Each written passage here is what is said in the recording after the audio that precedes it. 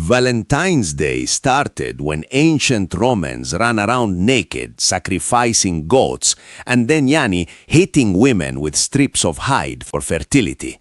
How that chaotic fertility rite devolved into secret weddings, Victorian angst, and eventually commercially viable heart-shaped pizza is the truly deep philosophical question.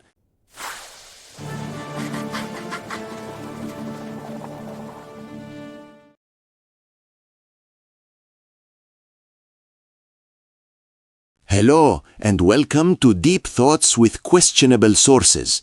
Today, we tackle the biggest mystery of modern life: how a holiday that might have involved naked men slapping people with goatskin strips ended up costing $200 billion annually and culminating in heart-shaped pizza.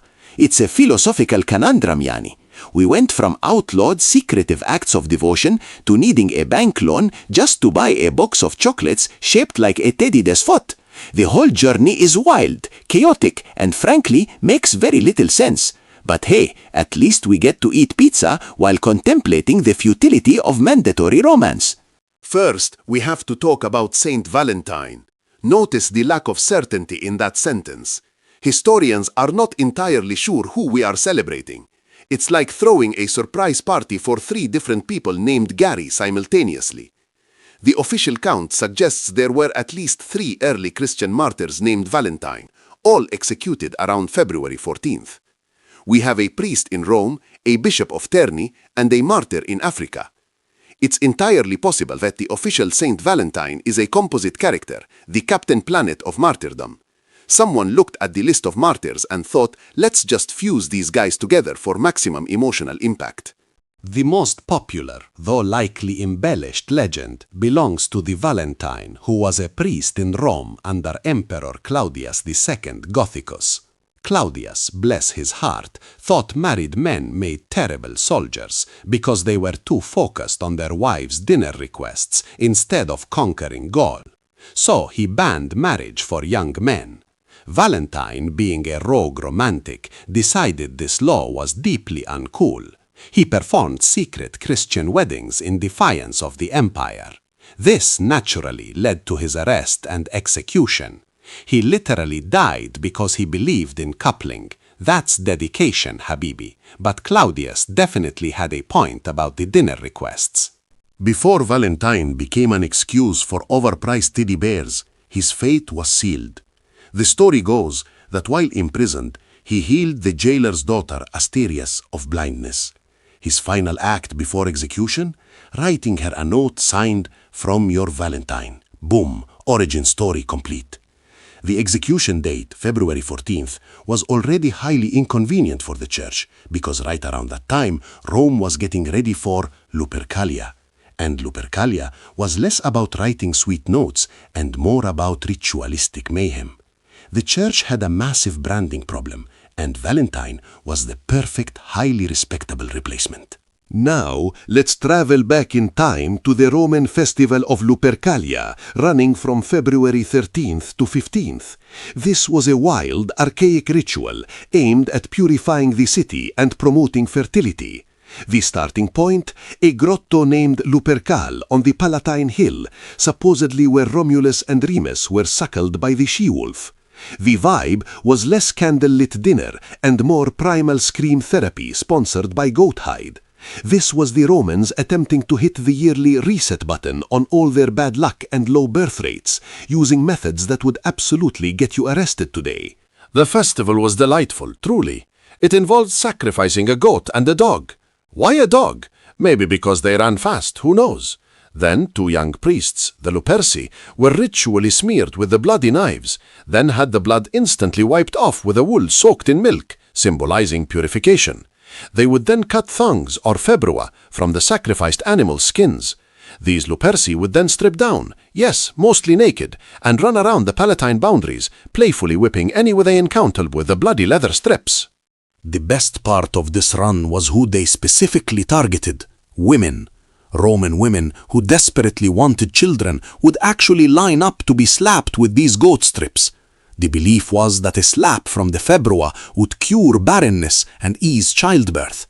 Imagine trying to explain that tradition to modern HR. I'm sorry, sir, but you can't just slap Sharon with a raw goat strip, even if it is for fertility. It was certainly chaotic, powerful, and utterly pagan. And this, my friends, is what Pope Gelasius I was up against when he tried to introduce a more wholesome, less bloody alternative.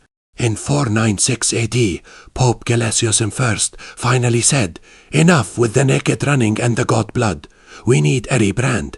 He formally designated February 14th as the feast day of Saint Valentine, effectively trying to overlay the chaotic sexual energy of Lupercalia with the spiritual devotion of martyrdom. It was a classic Christian strategy. If you can't beat him, baptize him. He didn't eradicate Lupercalia immediately. Those pagan traditions were tough to kill, but he certainly established a much cleaner alternative. It's the original, let's replace the wild club night with a polite tea party maneuver. Very successful, ultimately. For the next several centuries, Valentine's Day existed mostly as a religious observance in the Catholic calendar, dedicated to remembering the martyr. There wasn't much romance happening in the way we understand it. People were busy dealing with plagues, invasions, and general medieval discomfort. The idea of associating deep romantic love with February 14th simply hadn't clicked yet. This was the quiet loading screen before the actual romantic software update arrived in the 14th century. Nobody was sending love notes. They were just hoping they didn't catch the Black Death. Priorities. Enter Geoffrey Chaucer, the literary genius who essentially invented Valentine's Day as a celebration of romantic love. In 1382, he wrote Parliament of Fowls, dedicated to the engagement of King Richard II. In this poem, he links Saint Valentine's Day with the day that birds choose their mates. For this was on Saint Valentine's Day, when every fowl cometh there to chase his mate. This wasn't based on any historical evidence of the saint, Khalas, but purely on poetic license and the natural cycle of the English spring. Suddenly, February 14th wasn't just about a martyr, it was about destiny, mating rituals, and very long poems. Chaucer's influence spread.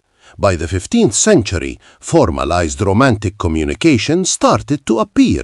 The earliest surviving Valentine is a poem penned in 1415 by Charles, Duke of Orleans, while he was imprisoned in the Tower of London following the Battle of Agincourt. He wrote to his wife, calling her "my very gentle Valentine." This is proof that imprisonment fosters creativity, especially when you have nothing else to do except write emotionally charged poetry. This tradition firmly establishes the concept of expressing secret, deep affection through written verse, setting the stage for centuries of overly complicated declarations. As a tradition at Dawab, handmade valentines became popular across Europe. These weren't mass-produced. They were elaborate, labor-intensive creations, often featuring intricate folding, puzzles, or handwritten verses that took hours to compose. This era valued sentiment over convenience. People actually had to put in effort, sometimes sneaking around to drop off their carefully crafted declarations. It required genuine commitment, unlike today, where you just click Add to Cart on a 3-foot-tall teddy bear with alarming frequency. If it wasn't made by hand, it wasn't considered worthy of true love. Victorian era, where emotions went to be exaggerated. An invention of the penny post made sending cards affordable and easy, and the Victorians embraced Valentine's Day with intensity bordering on melodrama. Cards became wildly ornate, dripping with lace, satin, silk, and often featuring sentimental, heavily stylized images.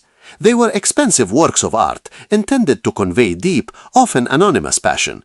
They also invented the vinegar valentine, an anonymous cruel card sent to someone you disliked, mocking their appearance or intelligence. The Victorians were masters of passive-aggressive holiday tradition. The commercialization of Valentine's Day truly took off in the United States, thanks to Esther Howland. After receiving one of those fancy British lace cards, she realized, I can sell this.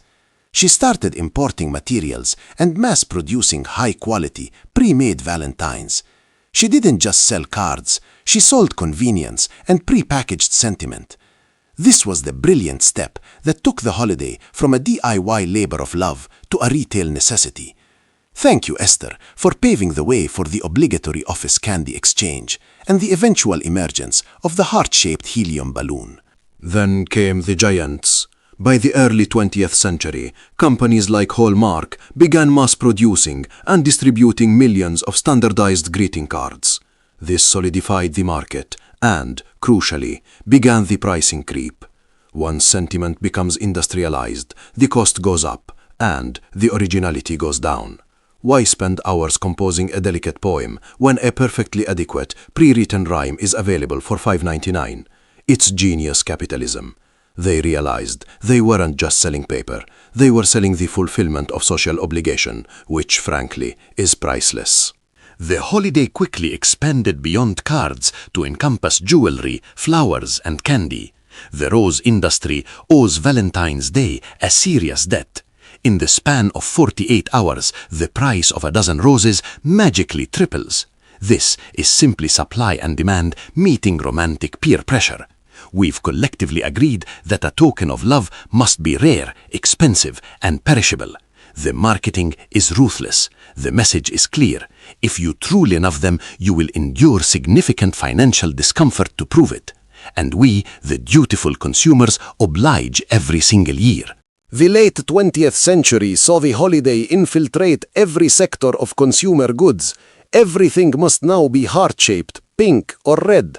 Candles, bath bombs, socks, pet clothing. Nothing is safe from the relentless tide of romance-themed merchandising. It stops being about deep philosophical love and starts being about, look how festive my house is. It's peak commodification. If you can attach a tiny, inexpensive pink bow to something, congratulations, you've just increased its profit margin by 400% on February 14th. It's a beautiful, terrifying machine. Our final stage of monetization is the shift from private sentiment to public performance. Thanks to social media, Valentine's Day is no longer just between you and your beloved. It's between you and your entire network of followers. Proof of performance is mandatory. Did you get the flowers? Did you go to the fancy restaurant? Post the picture. This added pressure transforms simple gift-giving into a high-stakes competition for digital validation. It's the ultimate irony. A holiday born from secret acts of rebellion is now entirely predicated on public display. Yani the pressure is intense. So there you have it, Valentine's Day. It started with naked Romans slapping women with goat skin for fertility, transitioned through secret weddings by a doomed Bellist, got polished by poets, became outrageously dramatic thanks to the Victorians, and was finally perfected by corporations.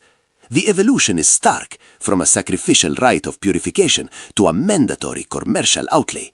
But the true, deep philosophical absurdity remains.